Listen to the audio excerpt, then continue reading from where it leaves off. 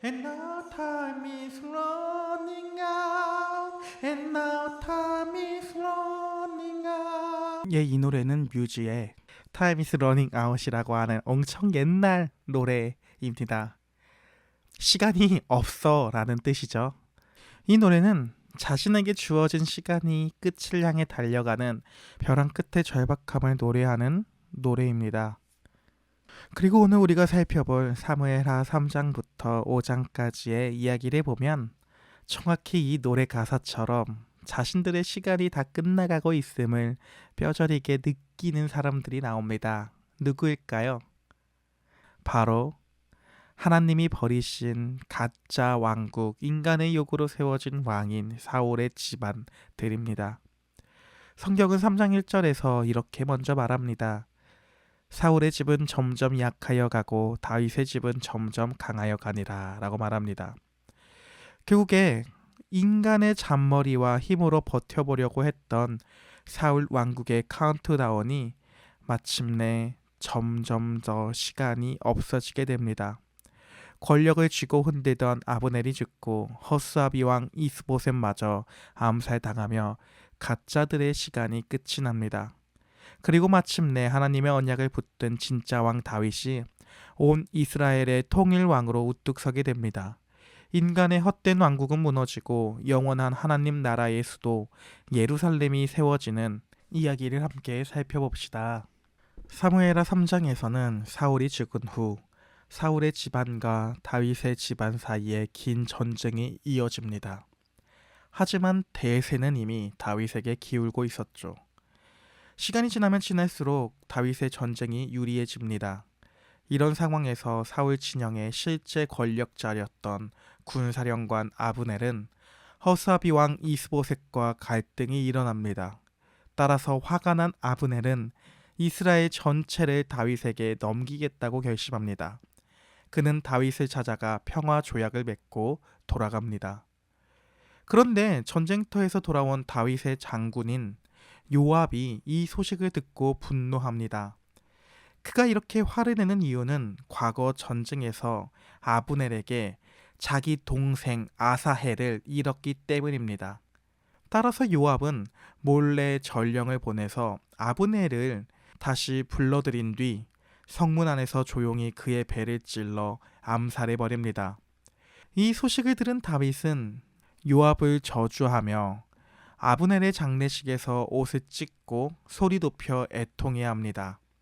다윗은 해가 질 때까지 아무것도 먹지 않고 슬퍼했으며 온 이스라엘 백성은 다윗이 비열한 암살로 왕권을 차지하려는 사람이 아닌 것을 깨닫고 그를 더욱더 신뢰하게 됩니다.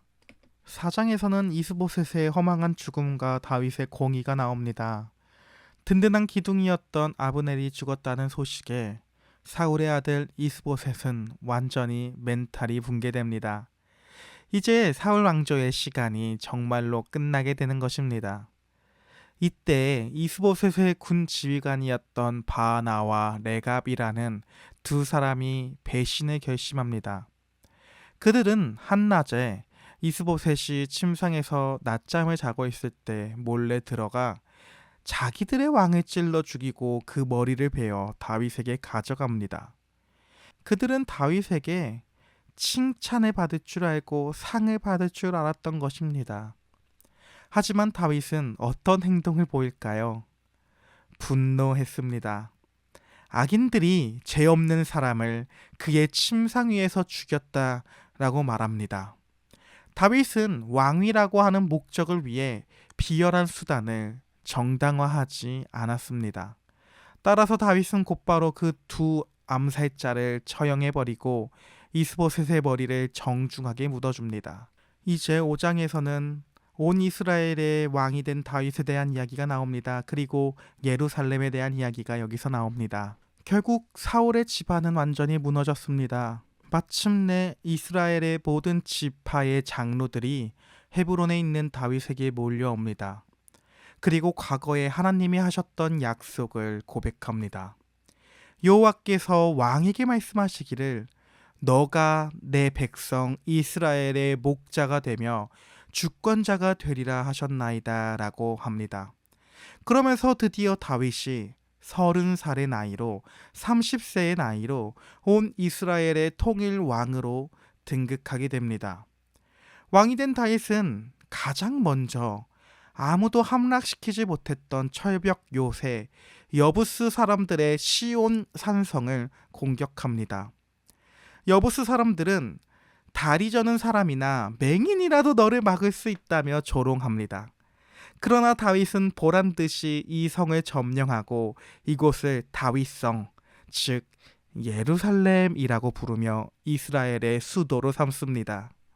또 블레셋의 군대가 2번이나 쳐들어옵니다. 그러나 다윗은 철저히 하나님께 묻고 순종합니다. 이 전쟁은 패배할까요? 승리할까요? 당연히 승리합니다. 특히 2번째 전투에서는 뽕나무 꼭대기에서 걸음 걷는 소리가 들리거든 기습하라. 여호와가 너보다 앞서 나아가 치리라 라는 하나님의 말씀에 순종하여 블레셋에게 완전한 승리를 거두어 버립니다.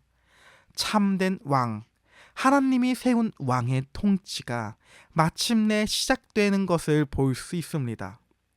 그렇다면 이렇게 하나님 나라가 확장되어 나가는 이야기 속에서 우리는 어떻게 예수님을 발견할 수 있을까요? 첫째로 불가항력적으로 승리하는 하나님 나라의 주권을 보여줍니다.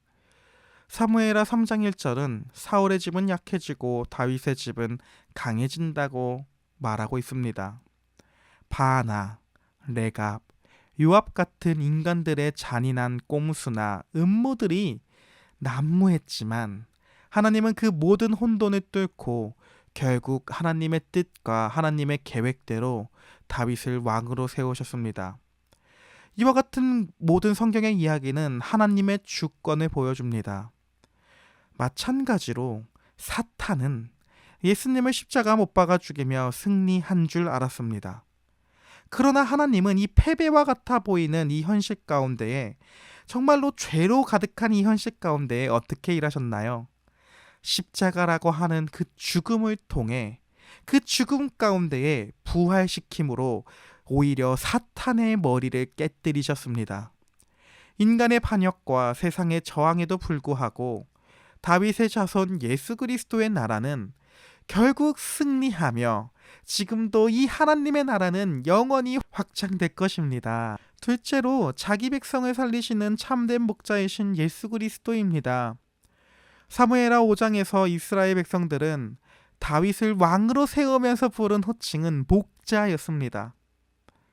고대 사회에서 왕은 백성 위에 군림하며 백성들을 착취하는 폭군이었지만 이스라엘의 왕은 다릅니다. 하나님이 원하시는 왕, 하나님이 이스라엘에게 준 왕은 왕의 정체성이 먼저가 아니라 목자로서의 정체성이 먼저입니다. 이스라엘의 왕은 양떼를 위해 생명을 거는 목자라는 뜻입니다. 따라서 이것은 예수님이 이렇게 말씀하신 것과 동일합니다. 나는 선한 목자라. 선한 목자는 양들을 위하여 목숨을 버리거니와 라고 하는 이 예수님의 모습을 정확히 보여주기도 하는 것입니다. 권력을 잡기 위해 배신과 암살을 계속해서 진행하고 끊임없이 음모를 꾸며냈던 가짜 왕들과 달리 우리의 참된 왕 예수님은 양떼인 우리를 살리기 위해서 친히 십자가에서 자기 목숨을 내어주신 영원하고 영원한 선한 목자이심을 보여줍니다. 그리고 다윗도 왕이기 이전에 목자로서 이스라엘 백성들 앞에 서게 되는 것입니다. 세 번째로 거룩한 도성 시온 즉 예루살렘을 정복하고 앞서 싸우시는 대장 되시는 예수님의 모습을 다윗이 예표하고 있습니다. 다윗이 정복한 예루살렘 이 시온 성은 훗날 하나님의 성전이 세워지는 도시가 됩니다. 그리고 이 정복 전쟁뿐만 아니라 블레셋이 쳐들어오는 그 전투에서도 하나님은 뽕나무 꼭대기에서 걷는 소리가 나면 공격하라고 다윗에게 말씀하십니다. 이는 결국 하나님이 보이지 않는 군대를 이끌고 다윗보다 먼저 앞서 나가 전쟁을 했다는 뜻입니다. 예수 그리스도는 사탄이 지배하던 이 세상을 정복하시고 우리를 영원한 시온성 된 이 시온성은 어디를 말할까요? 바로 교회입니다. 그 시온성 교회 안으로 불러 모으셨습니다. 따라서 지금도 우리의 삶이라고 하는 치열한 이러한 영적인 전쟁터에서 우리보다 먼저 나가기도 하시며 우리와 함께 하시기도 하시며 우리의 뒤에서 우리를 밀어주시기도 하시며 우리 대신에 싸우시며 승리를 안겨주시는 위대한 대장이십니다. 사랑하는 여러분, 세상은 성공하기 위해 아브넬이나 바하나처럼 남을 짓밟고 배신하며 수단과 방법을 가리지 않습니다. 자기가 세운 모래성 같은 왕국의 시간이 끝나고 있는 것도 모르는 상태로 계속해서 그렇게 살아갑니다. 그러나 하나님의 사람은 어떻게 살까요? 오늘 본문에서 다윗은 어떻게 살았나요? 인간적인 복수나 꼼수를 거절하고 묵묵히 하나님의 때와 방법을 기다렸습니다. 왜냐하면 다윗도 그러하고 우리에게도 우리의 인생을 책임지시는 선한 목자, 우리의 인생이라고 하는 전쟁터에서 우리보다 먼저 앞서 나가 우리와 함께 하시며 우리의 뒤에서 함께 있어 주시는 예수 그리스도가 있기 때문입니다. 따라서 오늘 하루도 우리가 삶을 살아갈 때 이러한 하나님을 의지하며 살아갈 수 있는 오늘 하루가 될 수 있기를 예수님의 이름으로 기도합니다. 시간은 흐릅니다. 그러나 우리의 시간은 영원이라고 하는 무한 앞에 서 있다는 것을 또 기억하기 원합니다. 진짜 끝냅니다. 화이팅입니다.